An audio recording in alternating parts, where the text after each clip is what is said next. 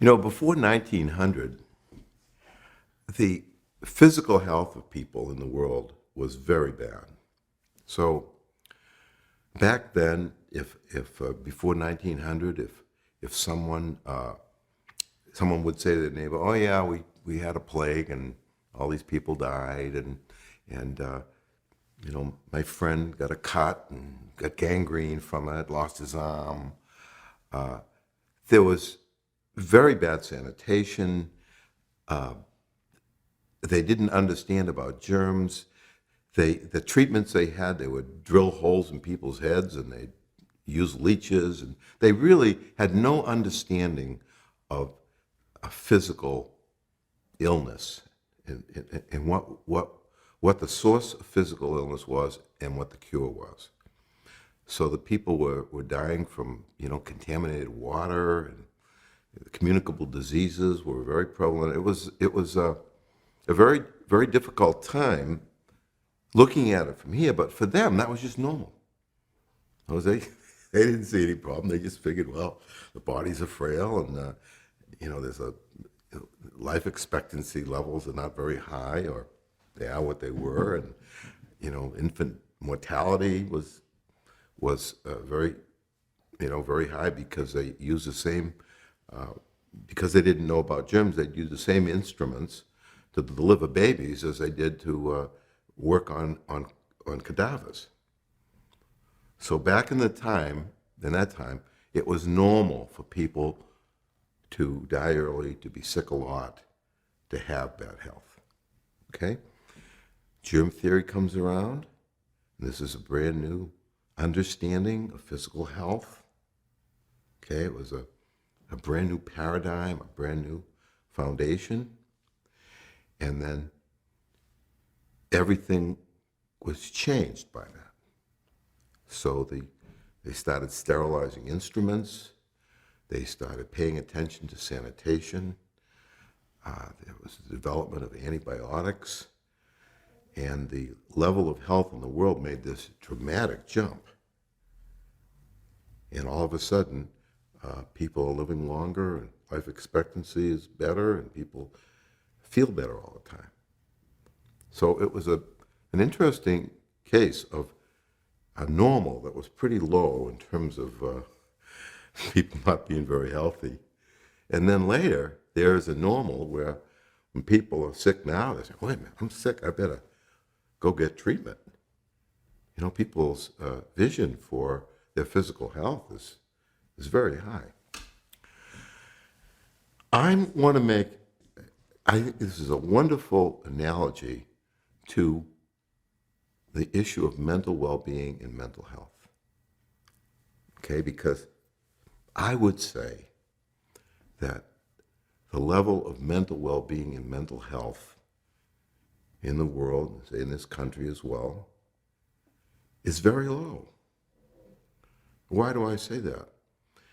Because people accept stress. You go to someone, like if you went to someone back in the 1800s and said, "Gee, I heard you died from an infection," they'd say, "What's your point?" Okay. If you say to someone now, "Gee, you look like you're really stressed out," they say, "What's your point?" What do you? It's just accepted. A high level of stress is accepted. As a matter of fact, I think the media in the world would say that the level of stress has gone up, the level of distress, the number of psychotropic drugs that are being used, all the numbers, the divorce rate, 50% is the divorce rate. And people accept that. If you talk to people, get me, well, what are you going to do with it? 50% divorce rate.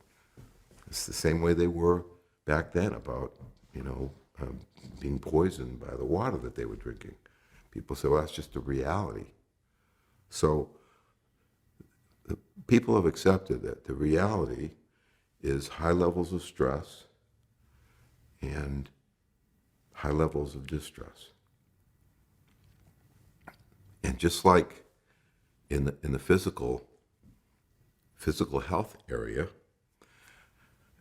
what was missing was an understanding, the proper understanding of the germs in the body and the relationship between them. They didn't understand health issues. And in the case of stress, which is the subject of this DVD, I'm going to suggest to you that the reason that the level is low, mental well-being is low, the level of stress is high, is because people don't understand where stress comes from, what it is. They don't have an understanding.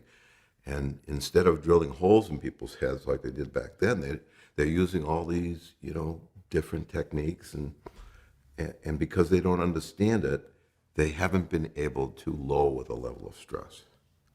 Well, this DVD will present an understanding of stress and that understanding has paved the way for people to have very low stress lives and very high expectations for their own well-being. So before I get into the nuts and bolts of that and talk about the new understanding that we have about how stress is created and what it takes to take on less stress, I'd like to define stress and talk about the present model that they have, the present understanding that the world is using, and contrast this with this other model. Now, in defining stress, I'd like to say two things. The first one is, when I'm talking about stress, I'm talking about experienced stress. I'm talking about stress as an experience, something that a person feels. And just to make it simple, let's say it's a sense of tension and pressure, that they feel tense, they feel pressured. That would be a definition of stress. See? So when we're talking about stress, we're not talking about a stressful situation. We're talking about what actually the person feels inside themselves. Okay? So if a person feels stress, tension, say, oh, they have stress. Okay. The other thing is, I know there's discussions about how much stress is enough and too much, and is stress good or is it not so good? Well, by the definition I'm positing, stress is not a good thing. Okay.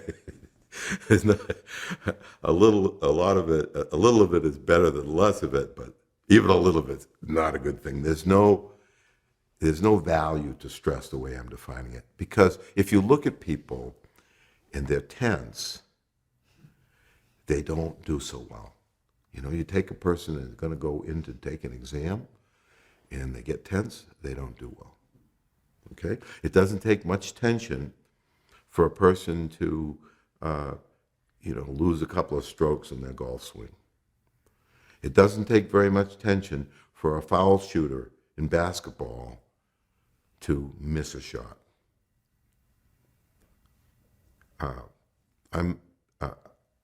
You can take any person and whatever they don't do very well, if you listen to them, they'll say there's a certain amount of tension in that for me. Like for me, it was dancing. I used to get tense about dancing.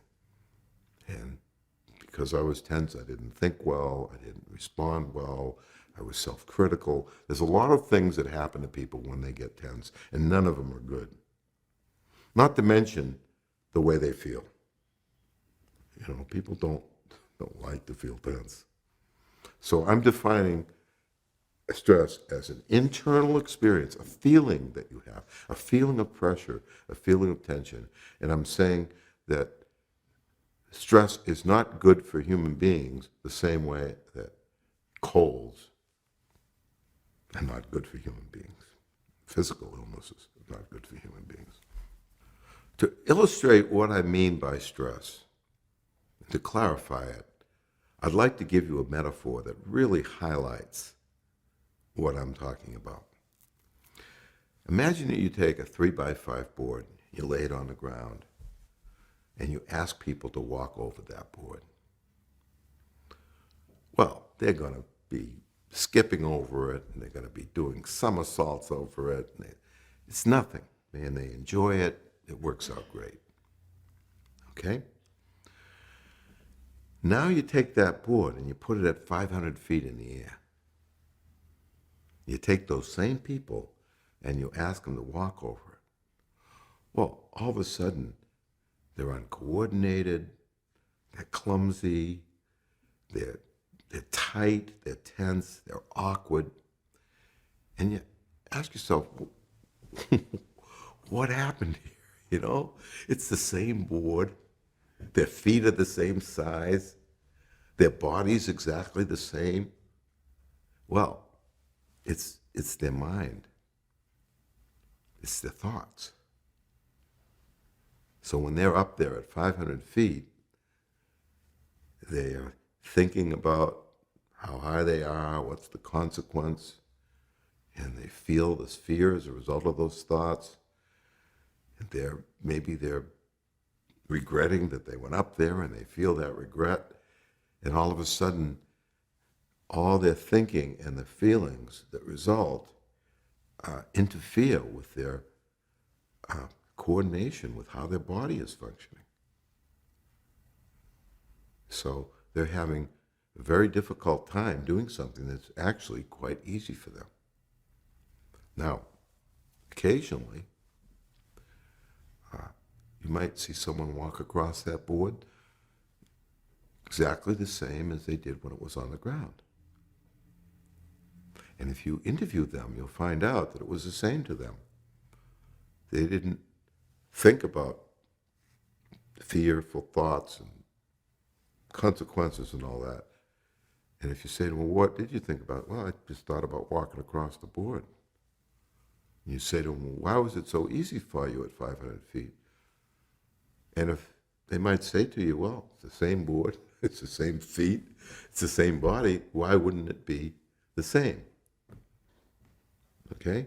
So that's an example of how stress is an internally generated, and it's a feeling, and how it affects people in real time. You know how I said earlier that the reason that the health was so bad back in the 1800s and before that is because they didn't have the right model. They didn't have the right logic. They didn't really understand health and illness. So all their practices weren't right, and the way they tried to cure it isn't going to work. Well, I'm going to suggest to you that that's exactly what's happening with stress. Exactly the reason that there's so much stress and distress in the world is because the model that people are using is not an accurate model. It's not truthful. It's not right. So let me talk about the two models of stress.